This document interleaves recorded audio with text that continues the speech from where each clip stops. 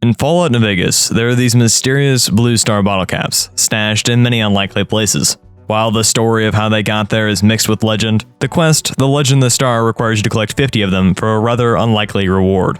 A unique laser pistol, Pew Pew fires a devastating 2 shots before needing to be reloaded, leaving its pattern similar to a caravan shotgun. Similarly to our last run, with Dinner Bell, the challenge is not in the weapon itself, but in obtaining it. Is it possible to collect 50 star bottle caps without using any weapons? Can you beat Fallout New Vegas only using Pew Pew? Before we get too far here, I want to make some disclaimers. Mr. Max98 has already done this run, meaning that it is possible, and I'm just wasting everyone's time here. Big surprise there, this game is older than the t-shirt I use for a cum rag. That said, I do tackle it a little bit differently than they did, so be sure to stick around even if you've already seen their video. This run is modded. The largest changes deal with animations and textures, but you'll still find that Vegas is largely the same game. With all that out of the way, let's tell some stories and get a little bit horny. After Doc Mitchell decides that he's had enough with touching our lifeless body with feathers and yucca juice, I create my character, which conveniently has the exact same hairstyle my grandma had during cancer treatment. Looking good, Grams. The special stats for this one weighed heavily towards endurance, intelligence, and luck, which is pretty standard for my runs, but for my tag skills I did commit a sin. You see, I hate energy weapons. If you could see my script right now, you'd see that I had turned on caps lock while typing that. Sure, I could have pressed shift, but my pinky has gone through enough trauma with how many times I've pressed the A key. 118 so far. Now 119. Logan's loopholed and skilled were selected before I shoved all my stuff into the sarsaparilla crate that I used to store all my goods. Those of you about to ask about the quick start dialogue that was just on screen, it's better character creation, and yes, it is necessary as 73 dildos. And yes, we are on very hard and hardcore. Leaving Mitchell's via another person's house, I scour counters and tables for a star bottle cap. There is one thing I left out. I'm gonna try to test my recall as much as possible for this run. I've played Vegas enough to know where a crap ton of these star bottle caps are, but if I ever give up at some point during this run, I'll let you know. If not, just know that I painstakingly remembered all of these locations. Don't get too wet thinking about it though. Heading out of Good Springs in a cute dress that reminds me of the one that I wore on my 23rd birthday, I grab the cap and jeans skydiving and start making my way towards Prim. In the house closest to the road leaving Prim, there's one in the bookcase, but if you're feeling a little extra daring, you can run inside the Bison Steve and grab the one on the table in the second room. I do have the vanilla sprint mod enabled, which probably made it a little bit easier, but at this point, I'm here for the fun of the game, not the challenge. If you aren't about that, you can go play Dark Souls without coming while your balls sit in one of those little jacuzzis. Heading out of town, I loop around the Nevada Highway Patrol Station because I didn't feel like dying trying to get that one that I remembered being inside. At the rest stop, I say hey to some rad scorpions and grab the one inside. Keep in mind that no starting gear means that I really do need to try to collect everything I can to stay alive. Getting to the Mojave Outpost, I ran into my first big test of memory. I remembered there being one at this location, but I couldn't remember for the life of me where exactly it was at. This essentially consisted of me looting as much as possible until I eventually found the cap on the counter behind Lacey's hot poo-tang. I always wondered what that word meant. Talking with Lacey, I sell everything I don't think I'll need before running into Thomas and Jacqueline. Unfortunately, I can't pickpocket either one of them during the battle, so I wait until Thomas destroys her like my lovers do to my rear end, and grab both the caps from her body and his pockets. One of the gang members didn't like that and one of the caps for themselves, so I ran to the center of town, talked with the guy who's really into taxidermy but always seems to mess up the eyes for some reason, and sniffed around Novak like my dog when we ripped off her balls. While that last part there doesn't make a whole lot of sense because she never had any balls to begin with, Owl was feeling particularly pent up with so much terrible humor that it'd be a shame to not deposit it into your lovely mind. On the road again, I decided to skip past the one in the trailer because I don't feel like adding an additional hole to my already existing 11. Have you ever came in someone's belly button? Despite avoiding the prior death trap, I willingly walked into the one in the trailer because I knew I could rely on the skirted men and searchlight to secure my bosom with a binder. The Legion may be kind of cute, but the NCR really does do something to me deep down that prevents me from sharing my YouTube channel with literally anyone. At this random prospector camp, that is always a great place to nap if you're interested, I loot some produce and grab the cap on the books next to the sleeping roll. Inside Novak, I grab that gun in Cliff's shop for a little bit of extra money when trading with him before taking a visit to Daisy's room. It's crazy that I used to do Arcade's questline enough to even remember this being here, and that I haven't done it at all in any of my playthroughs. Maybe I should do a Followers Apocalypse playthrough. Another cap is in the stranger's house, and I see that I'm at 22 Sunset Sarsaparilla star bottle caps. Say that 10 times fast. Not too shabby if you ask me, but I'm much more familiar with the southern portion of the Mojave due to how many times I've quit the game once getting to Novak. My brain makes these funny voices in my head that makes things kinda weird. On the road again, I take a gander in the gas and service station. I'll be completely honest, I wasn't sure if there was one in here or not, but considering that the prior rest stop had one, I figured that it wouldn't hurt to check. I told the story about my house getting sucked up to a stranger down the road a little ways, and it seemed to bring him some solace. An act of kindness can really go a long way. I was out for a run near my apartment on a somewhat rainy day. Not quite enough to be bugged by it, but enough that I didn't trust my water-resistant headphones to walk away from the situation completely unscathed. At the time, I was in pretty good shape, so my breath was light and my form was both loose and firm where it needed to be. But in the distance, I saw something that wasn't where it needed to be. A muddle of wet fur, with one side, the left front side in particular, drooping down as if the animal was missing an appendage. As I slowed into a walk and creeped a little bit closer, I realized that it was a dog, either a stray or a poorly treated pet. No tags, but that didn't mean that there wasn't a chip. Its yelps for pain were heartbreaking, and as it wiggled around, I realized that the dog wasn't missing a limb, but in the process of losing one. Its leg was caught into a drainage gate, something notorious for breaking a dog's leg. At first, the animal was unsteady in my presence, but kneeling down, the whimpers eased a little, as if it knew I was there to help. There's always a catch-22 when it comes to helping trapped animals. On one hand, you could save its life, and the other, you could endanger your own. I took the chance after some coaxing to reach for the paw. The dog pulled, and as I looked at the bloodied arm, I realized that the dog had been there for some time. Bite marks covered the leg. It had tried to bite off its own leg to save itself. For a dog, the problem had a simple solution: to pull. For a human, the problem had a different simple solution: to slide the paw to a larger knock in the grate, and then pull the paw out. After it left back and licked its paw for a few seconds, it just stared at me. If you've ever been around undeveloped babies, you know that their eyes sometimes have these moments where they appear expressionless, completely devoid of any thought, as if they were just existing. That is the look that Favor had on his face before I picked him up and brought him home. As I watched him eat a can of dog food and my dog sniff him to death, I realized that I had made a new friend. I'll leave the story there for now, but just know that I did take him to the vet where he was cared for and checked for a chip. He didn't have a broken leg or a chip. Me, on the other hand, I had 36 chips between Malcolm and Camp Golf, which I did start using a guide for, by the way. I was looking pretty good. I did want to find some more in Repcon headquarters, but I didn't have the science skill or the ability to obtain the identification to get to the upper levels. Running away from some lasers like a drunk who shouldn't be driving, I step inside an abandoned warehouse. For whatever reason, I really felt like this wasn't the location for birds of a feather. It felt really different, like there was another warehouse where this quest takes place. I must have just remembered it differently. I didn't find any here, unfortunately, and this was just more to look around. The Allied Technology building, on the other hand, did have a few caps in it if you can dance around the ants like kids trying to avoid their parents when it's time to leave the bounce house. In Camp McCarran, Contreras is supposed to sell the caps occasionally, but I didn't see any and just decided to grab the one in the box on the shelf closest to him. Just a heads up, this is considered stealing unlike many of the other caps, so just make sure you drag it upstairs like acid reflux. Outside, two druggies were fighting for my hand in marriage, and I was able to grab the cap in the top leftmost room with the fairy lights. This was actually a really fun treasure hunt, and I'd recommend doing this quest sometime if you haven't already.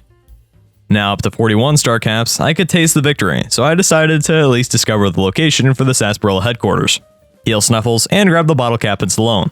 The whole point of this playthrough was to find a bunch of star bottle caps, and I felt like at this point I had found enough. Returning to where the whole story began, I sat down and drank a crap ton of Sunset Sarsaparillas. Now, it's supposed to be a 5% chance of getting a blue star bottle cap, and for the life of me, I could not get this to be true. This segment of me drinking the bottles and checking for caps netted me nothing, so I either did it wrong or am incredibly unlucky. Figuring that I was unlucky, I traveled around and grabbed the combat armor from the wrecked caravan and the remaining caps from the Grub and Gulp, Crimson Caravan, Field Shack, Nellis, and the Hunter Shack. Fun fact, this actually used to be one of my character's home for the longest time. I always liked how it made the character feel like it was just a home, not some high security prison like some of the other places. So here, at 49 caps, I sat on the couch and drank all of my sarsaparilla. Considering that I only netted one cap out of almost 60, this wasn't worth it, but I suppose I've done more stupid things. You know, like existing. At the headquarters, I talk with Festus, loot the room, and grab Pew Pew.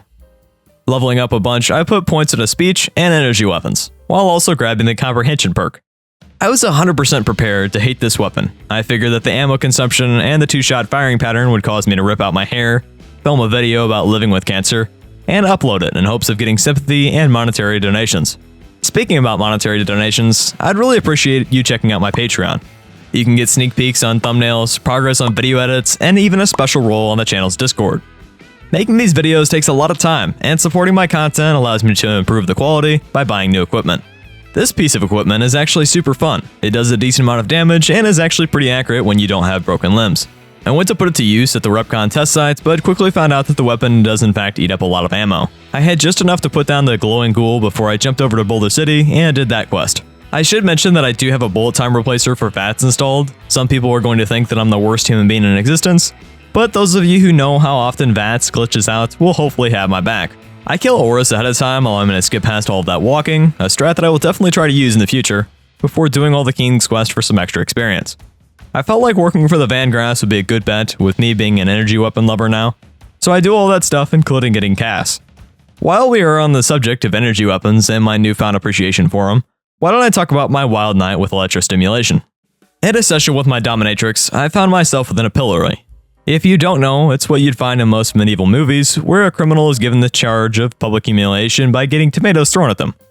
Most of them have 2 holes, outside of one larger hole for the neck. But this one was a little bit different. It had a padded knee rest, like you'd find at a church, a table that would support your torso, and a single hole for your head. Your hands form a 90-degree angle, attached to a post that supports your head. It looks like a leg extension thing like you'd find at the gym, but we can skip past that analogy. So I had clasp on my upper calves and my hands, essentially restraining me fully.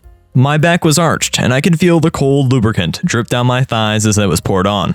Electrostimulation used medically allows your muscles to tighten without the thought process. In the bedroom, it can do the same thing with some rather different muscles. First came the plug, then the rings around the base. While the pulsing of the prostate was rather nice, the rings made me cry yellow. Something about them really just didn't sit well with me. Another thing that doesn't sit well with me is the quest Kaisar's Favor. I have never, in almost my 10 years of playing this game, experienced this quest. It turns out that if you side with the Legion, you're actually supposed to have access to a huge stash of goods that the Legion doesn't use. Looking on the wiki, there are several bugs with this quest that prevent the player from ever knowing anything about it. By walking up the hill behind Cottonwood Cove, you can find a disguised legionary that points you in the direction of the supply cache. These are absolutely filled to the brim with useful ammo and supplies that single-handedly solve our ammo issue. By converting charge packs and microfusion cells at a workbench, we end up with close to 1,000 rounds. Keep in mind that we consume 5 rounds per shot, so it's really more like 200 shots. But it still does wonders for boosting my morale for this run. Next up, I meet up with Kaiser and grab the Rad Child perk because I love it more than my TI-83 Plus from high school calculus before putting Pew Pew to the test at the bunker. This thing rocks. If I was able to do dead money to increase my agility for faster reload speed, this weapon could easily become one of my favorites, even without the ammo consumption. I did insert the chip to improve the Securitrons while I was in the area, before crucifying Benny and 360ing Mr. House. If I haven't mentioned how much I love New Vegas, I think that sentence really sums up how amazing this game really is. I did go on a little bit of a murder spree at the Ultralux, being sure that Marjorie is caught in the crossfire, before rigging the radio and the bunker to explode, thus killing the NCR Ranger haunting the Brotherhood. MC Cutie Pie doesn't seem to like that very much, so I mess around with some computers and collect a few of Patrick Bateman's tapes, which causes Harden to get hard. Somewhere in there I did murder all the Van Graffs, so that when I came back to the bunker, I wouldn't have to leave again. Oh no, my virginity and my inability to talk with women is showing. All of this allows me to get a suit of power armor, which is great because bighorners really do hurt when they fling you across the map, like I do with my Noodlezette cabinets to make sure they are done. The Great Khan Armorer is an alternative to those trying this run without helping the Legion at the beginning, as she happens to carry a crap ton of ammo and laser pistols for cheap repairs.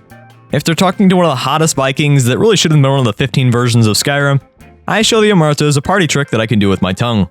The strip is so pretty, and I hope that one day I can get the mod that opens up the whole thing without my computer threatening to rip out my urethra and sell it in the black market for a gumball and a shot of Giant's piss. That entire sentence wasn't a joke, so you don't need to rewind it to try to understand it, but if you do so anyways, let me know what you come up with.